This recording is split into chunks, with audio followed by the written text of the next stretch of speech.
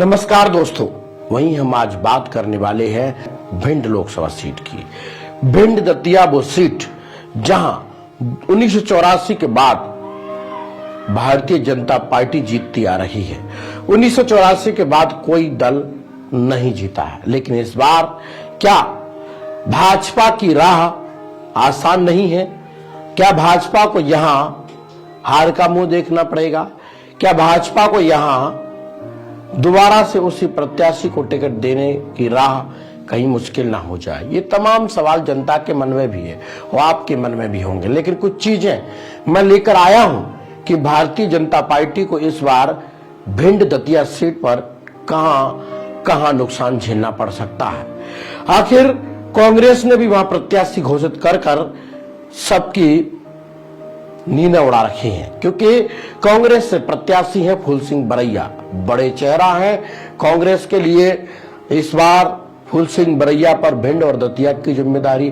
वैसे तो कांग्रेस ने वह तमाम लोगों को लड़ाई कर प्रयास किया, लेकिन कोई भी भारतीय जनता पार्टी की बिगड़ी आगाज को रोक नहीं पाया।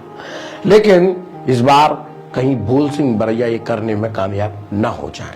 फूल सिंह बरैया की राह आसान कैसे है? फूल सिंह बरैया वाडेर से अभी भी विधायक है, पहले भी रह चुके हैं एक बार, तो दूसरी बार विधायक हैं। वहीं संध्या राय जो यहां से पहले सांसद थी, उनके लिए निगेटिव क्षेत्र क्या है, निगेटिव पॉइंट क्या है, क्या नुकसान भारतीय जनता पार्टी को यहां होने वाला है, किन किन चीजों पर भारतीय जनता पार्टी पीछे है और कांग्रेस आगे है, ये सारी रिपोर्ट आप मेरे साथ देखेंगे। इस रिपोर्ट को देखने से पहले आपसे निवेदन है कि ये वीडियो अगर आप फेसबुक पर देख रहे हैं तो इसको शेयर कर दीजिएगा। साथ में अगर यूट्यूब पर देख रहे हो तो चैनल को सब्सक्राइब कर लीजिएगा, लाइक कर दीजिएगा और कमेंट बॉक्स में अपनी प्रतिक्रिया देना न भी भूलिएगा। मैं हूं सुनील और आप मेरे साथ देख रहे हैं सियासी शतरंज का ये खास एपिसोड, जहां हम बात कर रहे हैं भिंड और दतिया सीट की। जी हां, भारतीय जनता पार्टी की सांसद संध्या राय पिछले 5 साल भी यहां रही। उन्होंने कई एक वादे किए, पूरे न हुए, इसका भी विरोध जनता में देखने को मिल रहा है। दूसरा, सबसे बड़ी समस्या तो यह है कि भिंड दतिया की सांसद संध्या राय क्षेत्र में लोगों तक दोबारा बनने के बाद घूमने भी नहीं पहुंची हैं। इसका विरोध बड़े पैमाने पर है और कई एक जगह ये विरोध उनको झेलना भी पड़ता है।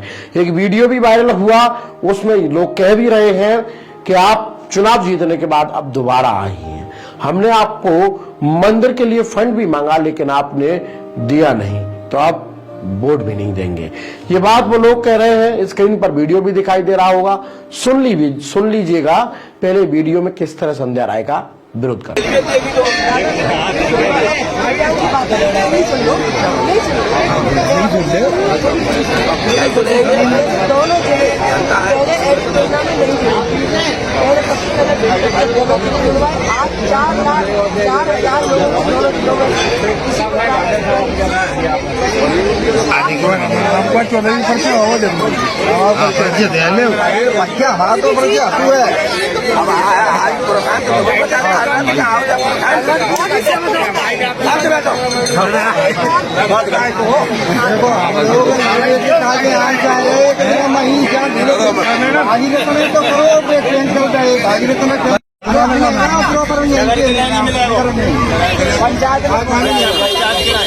अब ये विरोध आपको दिखाई दे रहा होगा।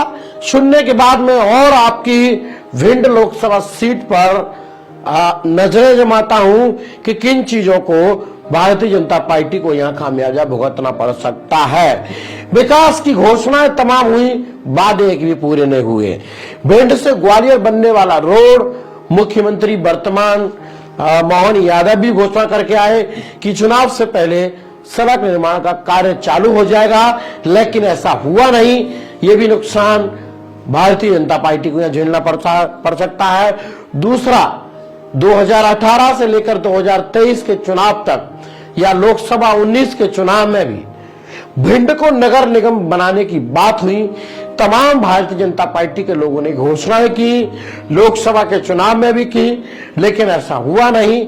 इससे भी भिंड के लोग नाराज हैं। कहीं न कहीं ये भी नुकसान भी भिंड के लोगों को भुगतना पड़ सकता है। भारतीय जनता पार्टी के लोगों को इसका खामियाजा भुगतना पड़ सकता है। भिंड के लोग नाराज हैं तो भारतीय जनता पार्टी के खिलाफ यहाँ बड़े पैमाने पर विरोध प्रदर्शन है। ऐसे में कांग्रेस यहां मजबूत स्थिति में है। वहीं अब बात करने वाले हैं चंबल से इटावा जाने वाला वो पुल, भिंड से इटावा जाने वाला पुल चंबल का वो अधूरा है। वहां से तमाम आवागम होता है, तमाम व्यापारी इटावा से भिंड आते हैं जाते हैं, किसान भी आते जाते हैं, लेकिन उस पुल की आज तक केवल घोषणाएं हुई हैं, क्योंकि उत्तर प्रदेश में भी भारतीय जनता पार्टी की सरकार है और मध्य प्रदेश में भी भारतीय जनता पार्टी की सरकार है, लेकिन वो पुल की घोषणाएं तो तमाम बार होती हैं, बनने की बात आती है तो बस केवल खुला भी पुलाव जैसा पका हुआ रह जाता है। वहां लोगों की चिंता इस बात को लेकर है कि बड़े पैमाने पर आवागमन नहीं हो पाता है, बड़ी गाड़ियां नहीं चल पा रही हैं, उस वजह से व्यापार भी ठप पड़ा हुआ है। भिंड और इटावा के लोगों की दोनों की चाहत है कि ये पुल बनना चाहिए, लेकिन सरकार का ध्यान उस पर अभी तक नहीं गया है, तो ये भी नुकसान भारतीय जनता पार्टी को भुगतना पड़ सकता है।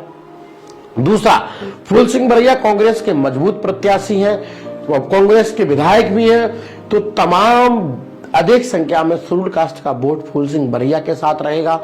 दूसरा, फूल सिंह बरैया पहले से भी ओबीसी वर्ग में एक अच्छी पैठ रखने वाले नेता हैं, तो ओबीसी समाज में भी उनको बड़े पैमाने पर वोट मिलने के आसार है। वहीं कांग्रेस के वहां से वर्तमान नेता प्रतिपक्ष हेमंत कटारे हैं, तो ब्राह्मण समाज का वोट भी फूल सिंह बरैया की इस बार साथ में उनकी नाव को पार लगाने में बड़ी भूमिका निभाएगा। वहीं ठाकुर समाज हो या वैश्य समाज हो, इस बार बदलाव की नजर से अगर देख रहे हैं, वर्तमान सांसद के काम और उसके विकास के नजरिए को देख रहे हैं, तो फूल सिंह बरैया बड़े पैमाने पर मजबूत प्रत्याशी दिखाई दे रहे हैं।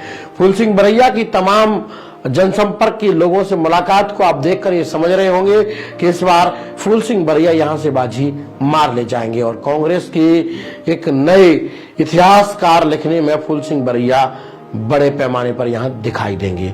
2024 के जीत की भारतीय जनता पार्टी की हैट्रिक को तोड़ते हुए कांग्रेस का विजयी का आगाज करेंगे फूल सिंह बरैया, ऐसा यहाँ के लोगों से जाना जब पता लग रहा है। फिलहाल तो ये रिपोर्ट लोकनायक की न्यूज के द्वारा मैंने बनाई गई है, आपको कैसी लगी हो ये जरूर बताना। तब तक मिलते हैं अगले एपिसोड में, आपके बीच में ग्राउंड पे बने रहिए। नमस्कार।